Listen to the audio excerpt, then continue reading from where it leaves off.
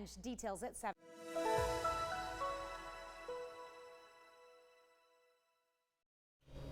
Now at 9, we'll hear from the residents of a Joplin apartment building that will apparently be demolished.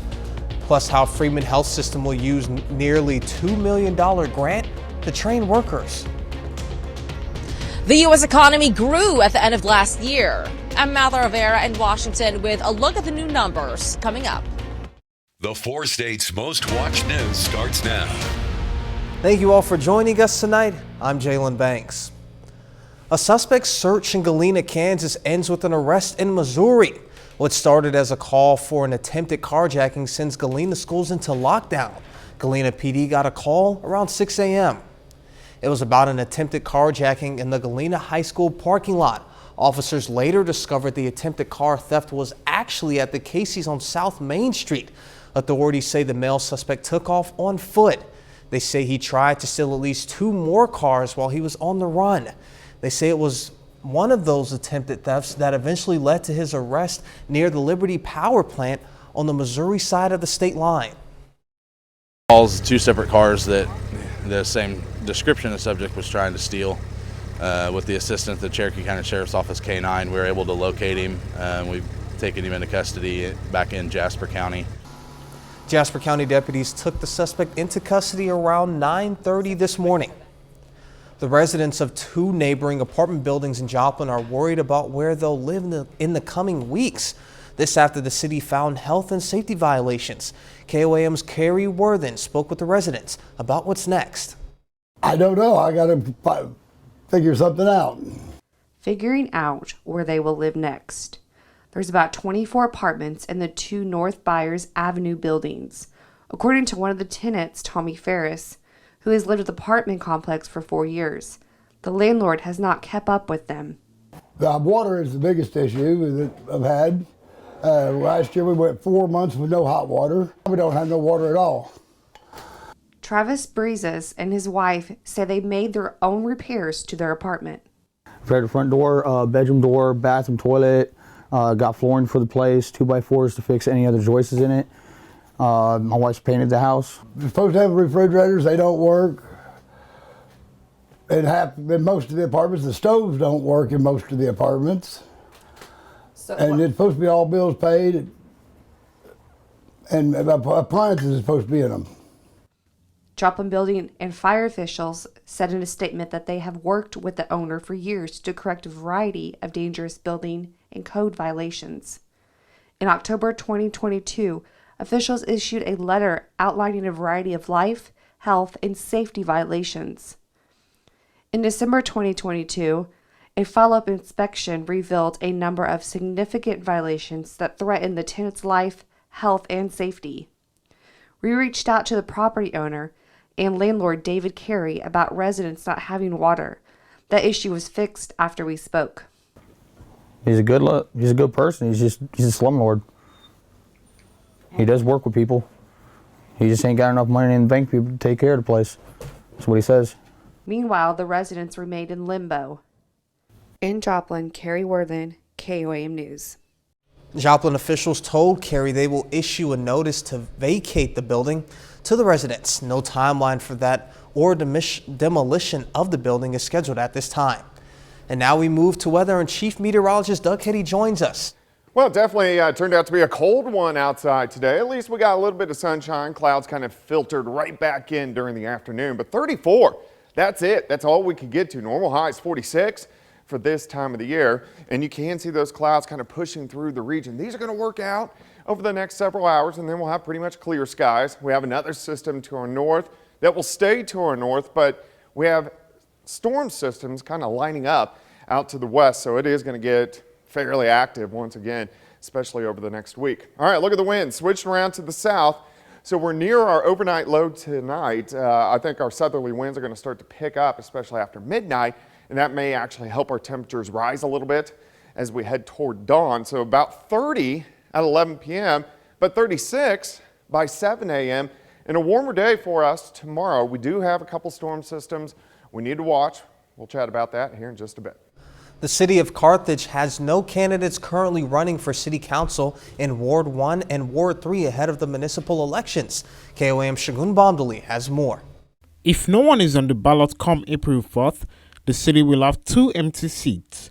The mayor will have to appoint people to fill those seats if there is no serious write-in candidates.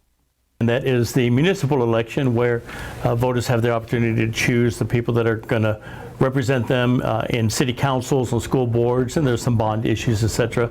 But there are times that we don't have somebody who registers or files to run for that office. Davies says Carthage is not the only city facing this issue. Carthage is one of those cities. As a matter of fact, Carl Junction has got a ward that nobody filed for one of the seats. Dunnaweg has got 2 people. Orinoco has 2 positions that nobody filed for. Waco has 1 position. So we have a lot of positions that nobody filed for, which is usually unique. When it comes to local politics, most people do not know why they need to get involved. So I spoke to a county official who gives me reasons why community members need to play an active role in local politics. I think our local government should be much more powerful than it is, but a lot of people just don't seem to be very energized or excited about it. Maybe apathetic. Apathy is pretty strong sometimes. But you know, at the end of the day, somebody will fill those positions, and we will have full councils come in the weeks after the election. One city administrator says being a city council can be daunting.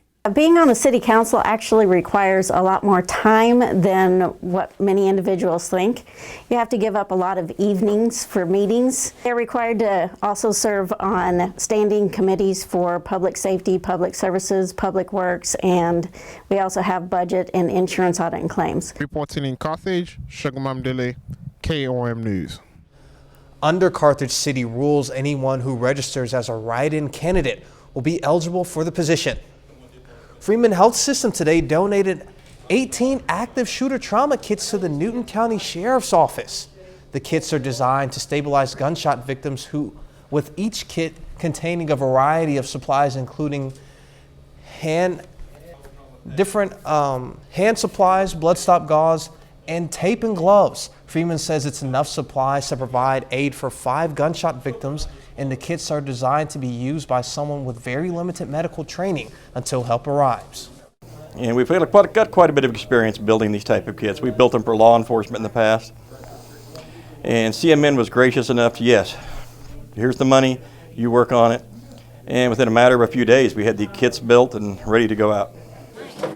The kits will be distributed to Newton County-based school districts. 7 kits to Neosho, 4 to Seneca, 3 to Diamond and East Newton, and 1 to Westview. Freeman Health System is receiving a $1.7 million grant from the Missouri Department of Economic Development. It'll help Freeman train and retain more than 800 workers in high-need areas such as nursing and scrub tech. The country's economy grew more than expected in the final quarter of 2022, capping off a year of high inflation and rising interest rates. But some say the reports are mixed. Fox's Madeline Rivera reports from Washington. A streak of consumer and government spending helped sustain economic growth last year, with the country's GDP increasing at an annual rate of 2.9% in the last quarter. The consumer's fine. I'm not deeply concerned about them at the moment. The growth is smaller than the 3.2% increase in the third quarter, but the better-than-expected report marks a solid start for the new year after inflation and a series of federal rate hikes roiled markets and fueled fears of a recession in 2022. Still, there are questions over whether the economy can maintain its resiliency. Housing, which is in free fall, it's in a deep recession. Manufacturing has started to enter a downturn. So there are a lot of signs of cracks and fissures in the economy. Although inflation is cooling, gas prices are rising again, and several tech companies are announcing thousands of layoffs, including IBM, Google, Microsoft, and Spotify. Meta, which owns Facebook, says their layoffs are happening partly because they overhired during the pandemic. We are really leaning into driving greater efficiency through the way in which we do things. Adding to the uncertainty, the fight in Congress to raise the debt limit, which is threatening to throw the country into economic turmoil. Next week, the Federal Reserve Board is meeting, where they are expected to issue the first rate hike of the new year. In Washington, Mather Rivera, Fox News. KOAM News at 9 on Fox 14 takes us time to honor another four-state hero. Everett Underwood served in the U.S. Air Force from 1956 to 1960. The Chinook, Kansas native was stationed at Walker Air Force Base in New Mexico. We salute Everett Underwood, a four-state hero. Coming up, another push to ban a popular social media app. A new bill introduced by Republican Senator Josh Hawley aims to ban TikTok nationwide. I'm Laura Ingle in New York. I'll have that story coming up. A nationwide ban on TikTok. It's what one lawmaker is trying to do with his new bill. Fox News senior correspondent Laura Ingle has more on the story.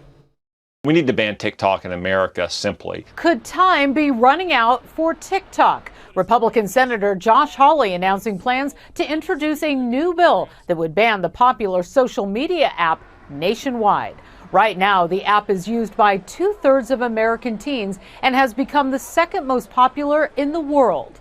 In a tweet, Hawley said in part, quote, TikTok is China's back door into Americans' lives. It threatens our children's privacy as well as their mental health. What my bill does is it specifically goes after TikTok. It bans it. It doesn't ban any other app, but it also requires a comprehensive report to Congress on the national security threat that TikTok poses and its relationship with the CCP, with the Chinese Communist Party. The move comes as the app continues to face major criticism over national security concerns. Last month, President Joe Biden signed a law banning the use of any app by TikTok's Beijing-based parent company, ByteDance, on federal devices. And a growing number of governors on both sides of the aisle are following suit. As of January, nearly half of the U.S. have blocked TikTok on all state-owned devices. Listen, I welcome all efforts to ban TikTok of whatever form it takes. ByteDance has also denied allegations that their app is used to spy on behalf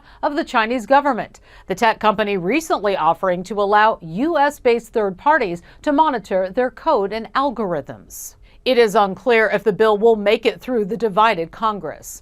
In New York City, Laura Ingle, Fox News. Chief Meteorologist Doug Cady is next with a complete look at the forecast. And later in sports, we'll hear from the Chiefs as they prepare to take on a talented Bengals offense.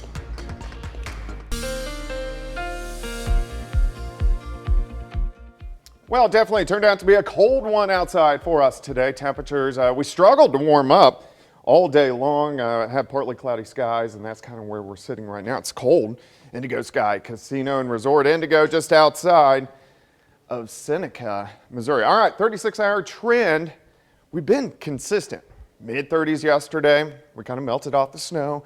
We dropped back lower 20s this morning, and then again this afternoon, mid-30s across the region. We can go outside. Right now it's 28 in Nevada, 34 in Miami, 28 in Parsons. Anderson sitting at 36 degrees. We're near our overnight low. In fact, look at our winds. You can see they're out of the south. These are actually going to increase. So they switch from the northwest out of the south. These will increase as we go through the overnight hours. And what that will do is allow our temperatures to go up by morning. So it's going to be warmer at 6 or 7 o'clock in the morning than what it is outside right now. 33 southerly winds, 5 to 10, humidity at 78%. Through the overnight, look how our temperatures warm up to 41 by 10 a.m.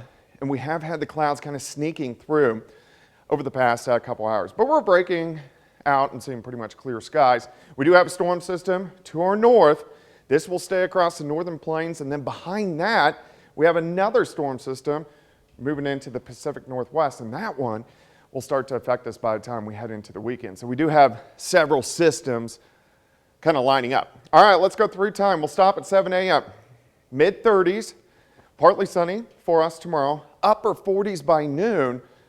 Most of us go up to about 50 or 51 for a high tomorrow. 51 in Chanute, 55 in Veneta. Monette, a little bit cooler, 48 degrees. Tomorrow night, clouds increase, still southerly winds. It's going to be pretty windy over the next 2 days. And then a lot of clouds on Saturday, mainly dry, but we may get a few showers in here by Saturday evening. Very strong cold front drops in, scattered showers.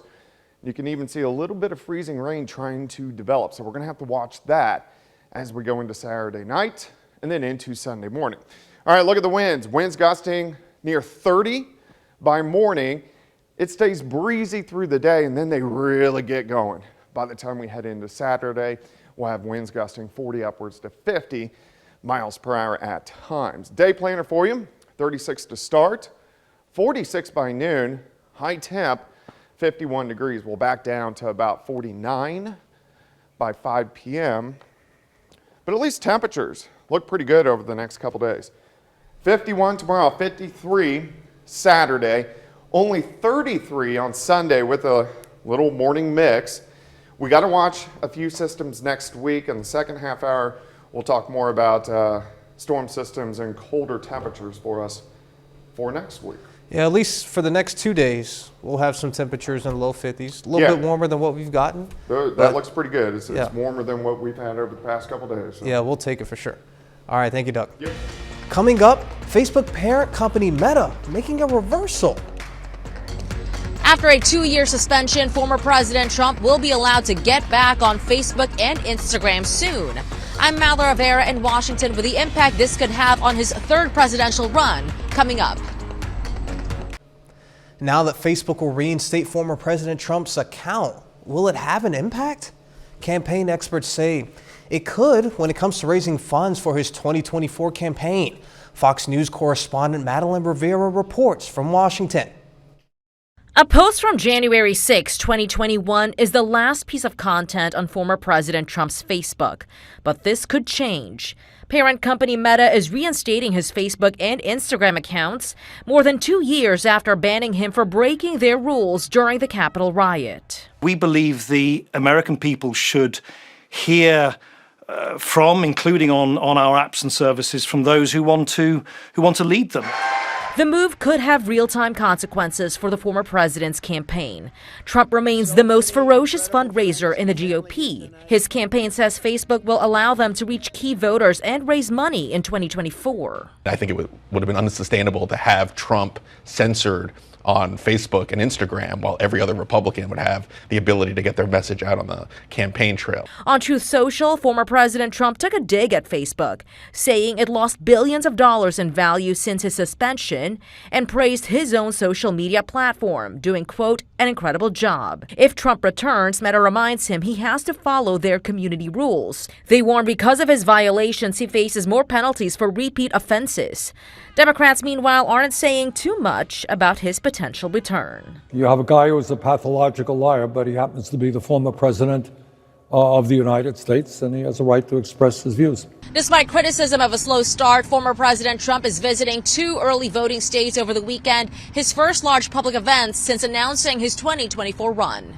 In Washington, Mallory Rivera, Fox News. Up next, what a new report shows about baby names that are falling out of favor with new parents.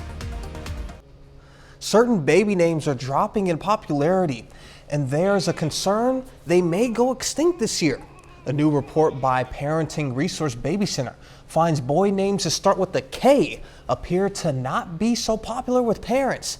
They include Kyle, Khaled, Kane, and Cameron. For girls, some names falling out of favor include Hannah, Joy, Catherine, and Hayden. These baby names saw the steepest popularity declines from 2021 to 2022. 30 more minutes of news, weather, and sports coming your way. A Joplin nonprofit that provides transitional housing for the homeless discusses efforts to help those in need. Russia attacks Ukraine with dozens of missiles and drones a day after the U.S. announces it's sending battle tanks here. I'm Trey Yingst in Kyiv. I've got the details coming up. A nonprofit organization is tackling Joplin's homeless issue by teaming up with other organizations and donors in Southwest Missouri. KOAM's Amber Jenkins has more. Vita Nova Village believes in giving hand-ups rather than handouts. The nonprofit held a question and answer presentation about how a transitional housing community can help the homeless. Transitional housing, but that comes with individual training and counseling to find out why somebody is in the position that they're in and what we can do to help them achieve. Vita Nova Village is receiving counseling from Eden Village, hoping to have the same impact on their community. Eden Village is a successful permanent housing community based in Springfield. What we're most passionate about is the communities right in our backyard, right around the corner from our city, that are having the same struggles that we had when we started out doing this in 2016. And so it feels really good to have stumbled upon something that we think can be replicated and duplicated in other areas. City Council members, Souls Harbor, and other community members gathered to ask and learn how Eden Village was successful and how Vita Nova Village can duplicate the success. It's bringing everybody together to use resources that are already in place that we know that Eden Village works. And so now we can take that model and use it to make ours successful. According to Vita Nova Village, there are more than 270 people in Joplin that do not have a safe place to lay their head. With community support and counseling from Eden Village, they hope to be a solution to homelessness. I think homelessness is an issue that's nationwide. We're just addressing it in Joplin. Reporting in Joplin, Amber Jenkins, KOAM News. Vita Nova Village is accepting volunteers and donations. The Carthage Chamber of Commerce hosted an event to celebrate a partnership between Big Brothers and Big Sisters of Jasper and Newton counties and Community Bank and Trust. It was a chance for people in both organizations to get to know each other and learn about upcoming events. What I like to say, what we do is we really just move roadblocks. We don't try to change kids. We don't try to fix kids. The kids don't need to be fixed. We move roadblocks. Something in their life has happened that has set up a roadblock, and we come alongside them to move that roadblock to clear that path for them. There was also an opportunity to bid on an autographed football from the Chiefs' very own L'Jarius Sneed. The Homeless Coalition of Jasper and Newton counties today provided a one-stop location for people experiencing homelessness and to access resources. The Winter Project Homeless Connection event connects the homeless with health care, food, and housing resources and helps them look for employment opportunities. Homeless folks that come in today, we survey them and we're asking them where they stayed last night. So we're able to do that and then have services here for them to access, because that's kind of tough for homeless folks to access things sometimes because they're far away and hard to get to. The half-day event was hosted at the Central Christian Center in Joplin. Russia responds to American tank shipments to Ukraine with another day of deadly airstrikes throughout the country. Fox News correspondent Trey Yingst has more from Kyiv, Ukraine. At least 11 people killed in another day of heavy missile strikes by Russian forces. Dozens of drones and at least 55 missiles were launched, mostly targeting civilian infrastructure. The majority were shot down, but the ones that got through caused major damage throughout the country. Such grief. What can I say? How can I have a happy life now? I can't. I'm so sad. My life is broken. Why has it all happened to us?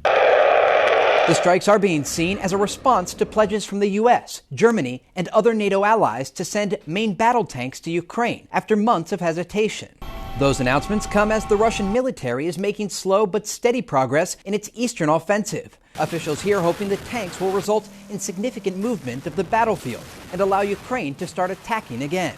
It gives them an offensive, mechanized, armored punching force that can carry out offensive, create penetrations in the Russians' lines. The U.S. also working to stop the Wagner Group, Russia's top private military contractor, from rearming its troops. New sanctions announced Thursday are aimed at punishing any nation or private company selling arms or equipment to Wagner, which was named a transnational criminal organization by the White House. Wagner is a criminal organization, and we will work relentlessly to identify, disrupt, expose, and target those who are assisting Wagner.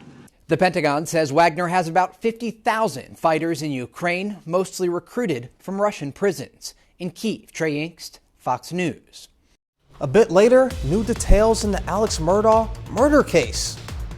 Witness testimony begins in the double murder trial of former attorney Alec Murdaugh. I'm Jonathan Seri in Atlanta. I'll have details coming up.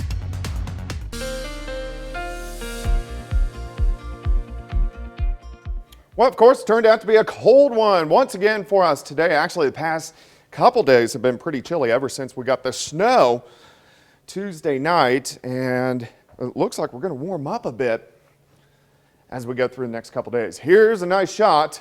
Indigo Sky Casino and Resort, of course, Indigo, just outside of Seneca, Missouri. All right, look at this. Yesterday, low to mid 30s.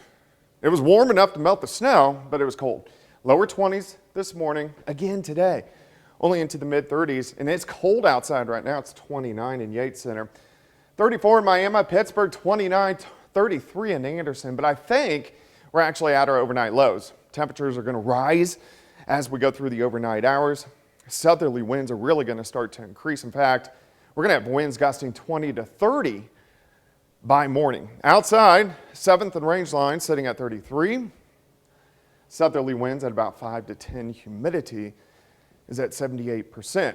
So through the night, we drop back near freezing, but look at this. By morning, 36 up to 41 by 10 a.m. So it is going to be a warmer day for us as we go into Friday. We do have some clouds skirting through. Besides that, we look fine. We have a storm system to our north. This will drive into the Great Lakes. Behind it, another storm system moving into the Pacific Northwest. That system will start to affect us as we go toward the weekend. All right, let's go through time. Mid-30s by morning. Southerly winds increasing, partly sunny skies. Upper 40s by noon, and then most of us 50, 51 by tomorrow afternoon. So Friday, actually, not that bad of a day. Partly cloudy tomorrow night, not as cold. Upper 30s to near 40. Windy on Saturday, a lot of clouds, but we warm into the 50s for highs. But a very strong front drops in Saturday evening. Along the front, we start to get some showers, and you can see even a little bit of freezing rain. So this is something we want to watch Saturday night into Sunday morning. As of right now, it doesn't look like it's going to be a big deal, but still something we want to keep our eyes on, then turning much, much colder as we head into Sunday afternoon. All right, winds gust near 30 for us tomorrow. They kind of calm down tomorrow evening and then crank again as we head into Saturday. Winds gusting 40 upwards to 50 miles per hour. 36 to start, 46 by noon. High temp of 51 degrees. Now we do have storm systems we need to watch next week. We have a little guy trying to squeak in here on Monday, which could be a little freezing rain or snow. Late Tuesday into Wednesday, another system gets pretty close to us, so we're very close to wintry precip a couple times next week that we need to keep our eyes on. All right, let's go 51 tomorrow, 53 Saturday, only 33 on Sunday, so it's cold. This is an Arctic air mass. 15 Sunday night. We stay in the 30s all next week, which is definitely cold. Yeah, no doubt about that. You may talk about this more tomorrow, but any idea how Sunday's going to impact the Chiefs at all? It's just going to be cold. I think any moisture is going to be out of the way. All right, sounds good. Yeah. And coming up in sports, the Kansas City Chiefs defense prepares for a tough test against the Bengals in Sunday's AFC Championship. Plus, the Pitt State women try to push their winning streak to 6 games tonight against Central Oklahoma. Jacob Leonard has those highlights and more next.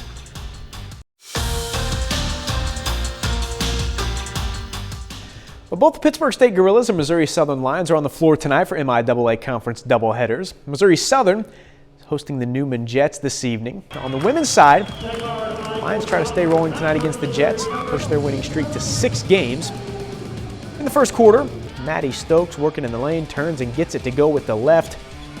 Southern on the board. Now later in the first, Lacey Stokes open on the far side in front of the Newman bench. Buries the long ball. Stokes scores 14 tonight for Southern. Caitlin Honeycutt was the high scorer tonight for the Lions. Here in the second, knocks down the 3 from the wing. Honeycutt leads Southern with 19 points.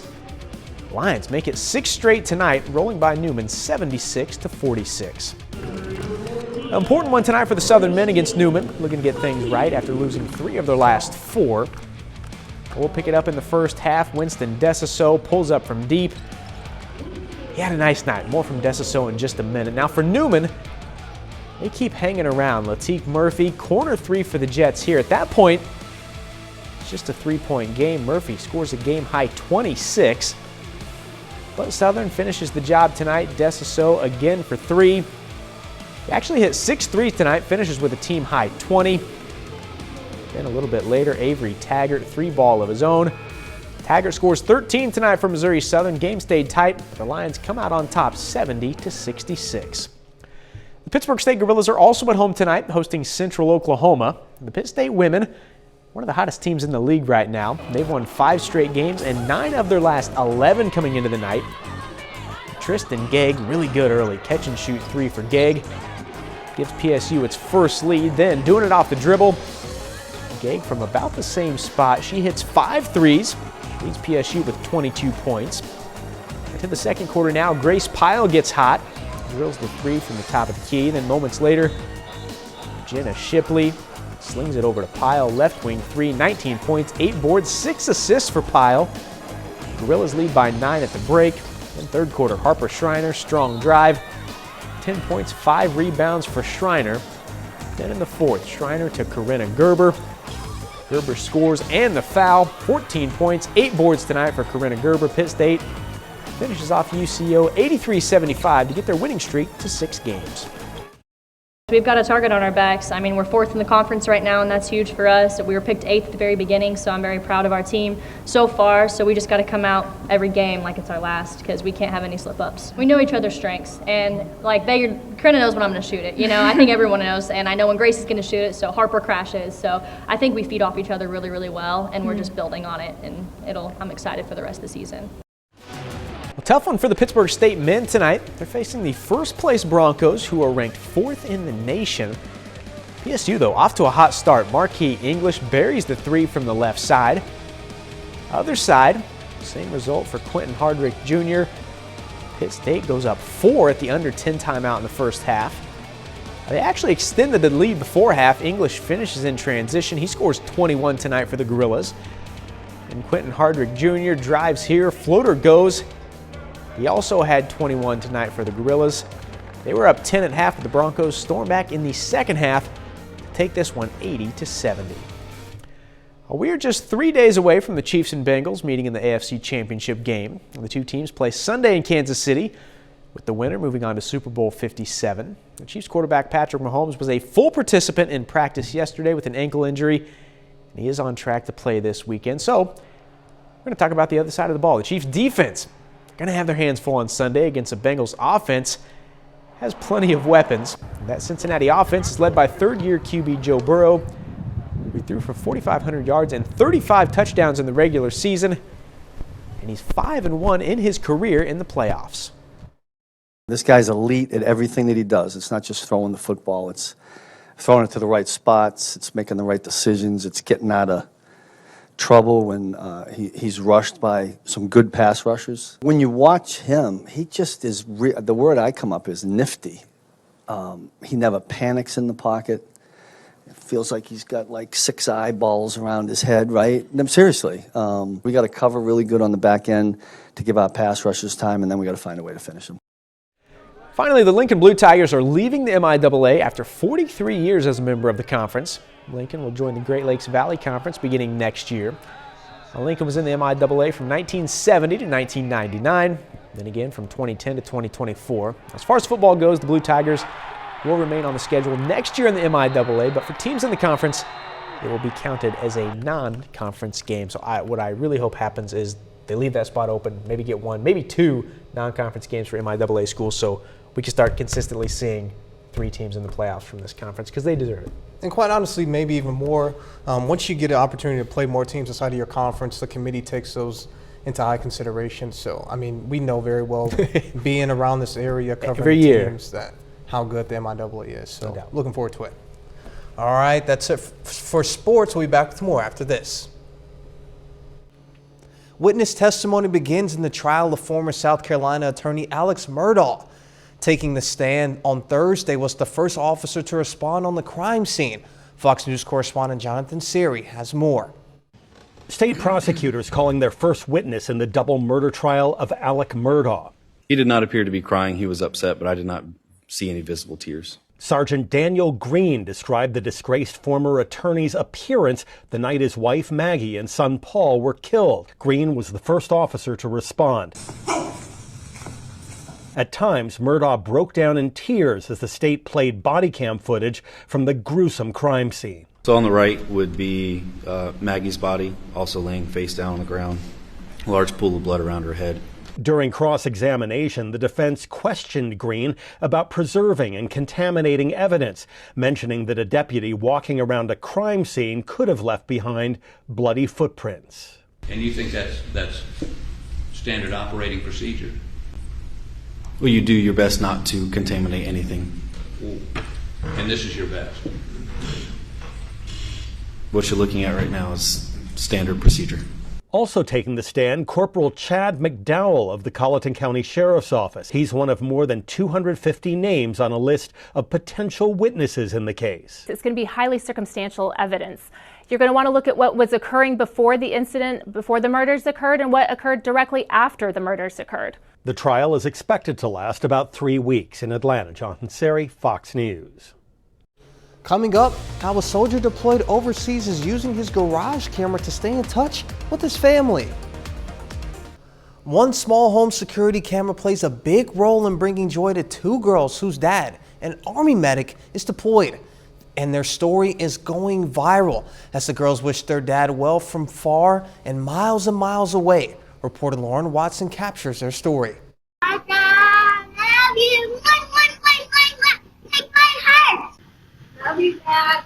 Have a great day. What started as an occasional check-in has become part of the day-to-day for the Dorn family. Every once in a while, if we're walking out, he would say hi to us through it. So every time the girls would go to school or just be outside, they just kind of got in the habit of saying like, "Hi, Dad, love you." And if he was around, he would say hi back too. Jordan Dorn has been deployed since September, and with a couple months left until he returns home to Colorado Springs, his wife Christy says they're getting through it however they can. This go-around's been really hard because the girls have kind of developed their own feelings and emotions, and we have daddy dolls. Yeah, and they have daddy dolls, so we've been just trying to find ways to like kind of cope with it. And after posting a video to social media of the girls' messages to their dad that currently sits at over 6 million views, I love you, Dad. I love you, Daddy. Christy says her family received overwhelming support. To see it go viral and stuff and see, you know, celebrities share it and that kind of stuff, it was really cool. There's been a lot of heartwarming messages on there, which has been so nice for us, and we really appreciate that. Yeah. Christy says that the advancement of technology over the years has been life-changing for families like theirs. We were like on Skype for our very first deployment together, and now we're on number 3, and technology has just come so far in the last 10 years. So it's been amazing that we can still communicate with him and talk to him. Well, that's our time for tonight, and thank you guys so much for joining us. But before you go, we'll leave you with a video of Koala Joeys enjoying their first day of preschool in Australia. Be safe, and we'll do this all again tomorrow. See you then.